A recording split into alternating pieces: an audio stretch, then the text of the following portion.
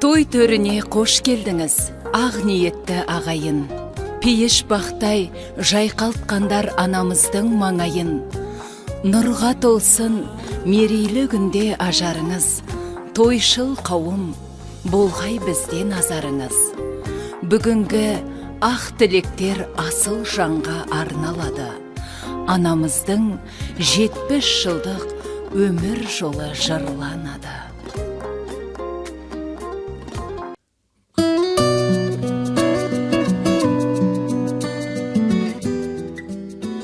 Баласы үшін әрқашан жүрегінің жан жылуын аямаған асыл анадан артық жан бар ма жалғанда? Ана жайлы ән де, жыр да көп. Бірақ ана үшін өз балаларының ыстық сезімі мен перзенттік махаббатынан артық ештеңе жоқ. Сондықтан бүгін 70-тің асқақ асуына жетіп отырған аяулы жан Қайнел Ғаят Иманкәрімқызын жаңа жасымен құттықтай отырып, бала шағасының жүрек жарты тілегін жеткізбекпіз. Оның үлгі аларлықтай өмір жолынан сыр шертпекпіз. Сіз біздің күнімізсіз жарқыраған, анадан қуат алған жарты ғалам, құны мен қасиеті тозбайтұғын, біз үшін ана деген алтын адам. Қайнел Ғаят Иманкәрімқызы 1949 жылы Қарағанды қаласында дүниеге келді. Әкесінің аты Қабиұлы Иманкәрім, анасы Мұқашқызы Қамыш. 11 ағайынды үлкен отбасында тәрбиеленген жан әкесінің де, анасының да тек жақсы өнегесін ала білді. Ол 8-ші сыныпқа дейін Қарағандыда оқиды. Отбасы 1964 жылы Қарқаралы ауданының Ақбай Қызылбай бөлімшесіне көшіп келеді. Одан кейін Қарқаралыдағы номер 2 орыс мектебін аяқтап, 1966-67 жылдары педагогикалық сыныпта оқиды.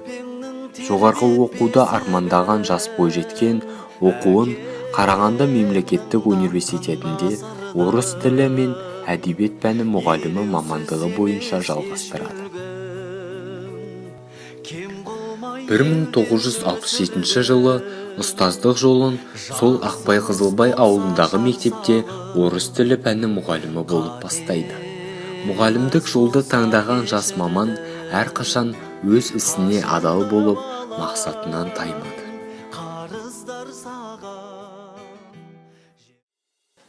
Қыз мұраты кету демекші, ол өмірлік серігі Сәбит Смағұлұлын кездестіріп, екеуі 1969 жылы шаңырақ құрады. 4 жылдай Жамбыл совхозында мұғалім болып қызмет істейді. 1979 жылдан бастап 1994 жылы зейнетке шыққанға дейін қазіргі Қасым бұрынғы Фрунзе совхозының номері 19 орта мектебінде тапжылмай еңбек етті. Еңбегі де елеусіз қалмады. Ұлағатты ұстаз қаншама марапатқа ие болып, шәкірттерінің де жүрегіне жол таба білді.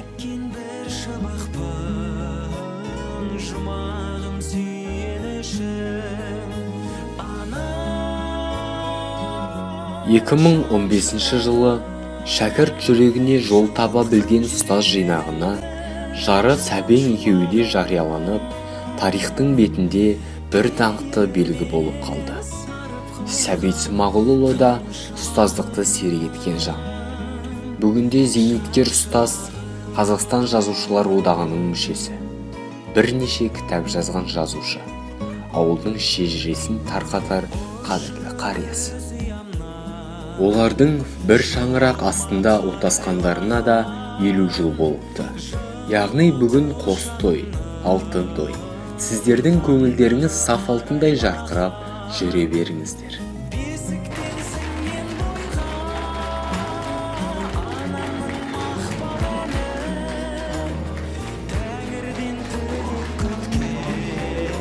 Сіздердің еңбектеріңіз ешқашан ұмытылмайды. Соның айғағы болар күні кеше ауыл мектебі ұжымы сізді құрметті қонағы ретінде шақырып, құттықтап, иығыңызға шапан жапты. Адал атқарған ұстаздық жолыңызды мадақтап, алғыс хатын берді.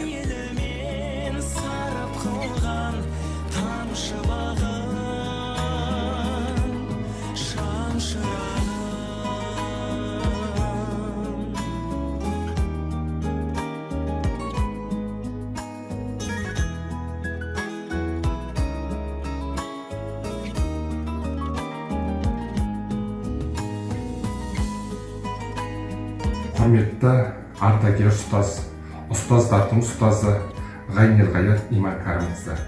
Сізді бүгінгі мерейтойыңызбен мектеп ұжыматынан шын жүректен құттықтаймын.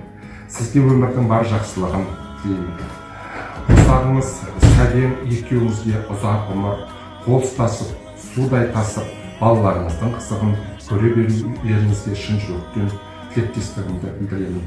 Тағы да мерейтойыңыз 70 жасыңыз құтты болсын.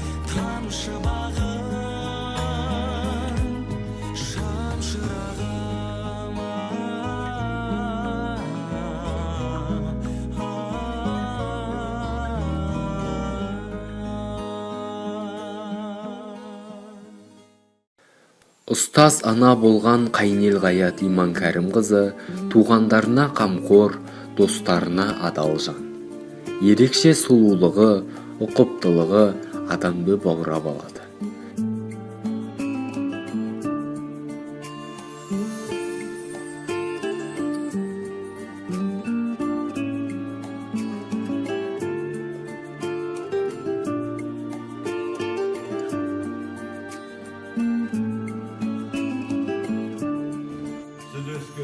Бірге жұмыс атқарған замандас әріптестеріңіз де бүгін қуанышыңызды бөлісіп, сізге өмірдің тек жақсылығын тілейді.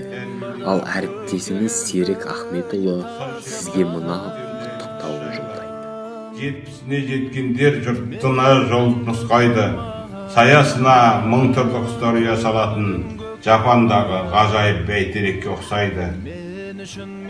Біздің Ғайнел Ғаят сәбеңдер осындай бүгінен алып бәйтерек, тұрған шағы саралап, өткен жолын қайта кеп. 25 пен 40-тың арасында жоғалған қайран жастық күндерді жіберетін жайпақ от. Бұл 70 жас қарттық жас емес, қазына жас. Бала мен немереңнің назына мас. Мен сізге бақ тілеймін, ортаймайтын жасыңыздан, басыңыздан ешқашан ажырамас.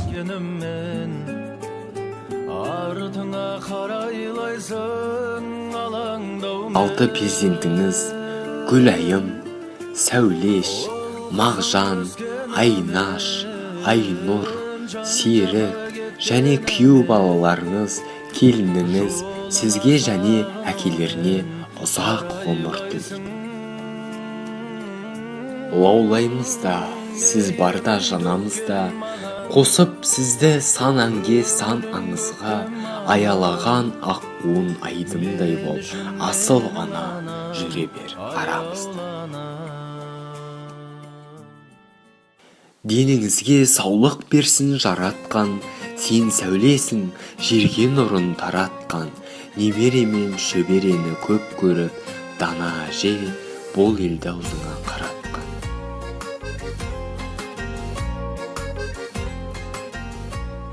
Алтындай немере жиендеріңіз де ата әжесінің өнегесін алып, өмірде өз жолдарын табуға талаптанып жүр. Нұршат Қарқаралы ауданы бойынша төтенше жағдайлар бөлімінің аға инженері болып қызмет істейді. Нұралы мен Руслан Қарағанды политехникалық университетінде, Айнашының Айжаны Алматыда халықаралық бизнес университетінде білім алуда. Сәулешінің Айжаны болса болашақ хирург. Басқа да кішкентай ұрпақтарыңыз сіздерді тәтті қылығымен қуантып жүре берсін. Торыққанда ақылшы, жабыққанда сағыныш болып, олардың тек қызығына кенеле беріңіз. Аяулы ана, ұстаз ана, асыл әже, шығар шыңдарыңыз, бағындырар биіктеріңіз, алар асуларыңыз көп болсын. Әр қашан жарыңыз екеуіңіз Алланың назарында, бақыттың базарында шалқып тасып жүре беріңіз. Сізге сарқылмайтын денсаулық, таусылмайтын бақыт тілейміз. Арамызда бүгінгі күндей жарқырап, күліп ойнап жүре беріңіз.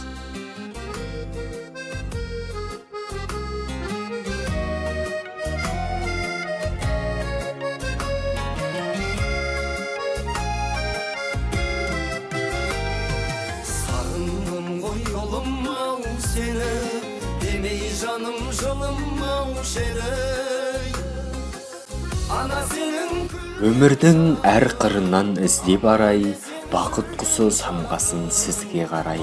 70-тің асуына еркін асып, сәтті қадам басыңыз 100-ге қарай.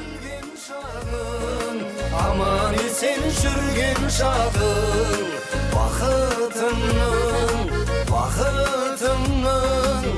бақытымның шыңырау шегі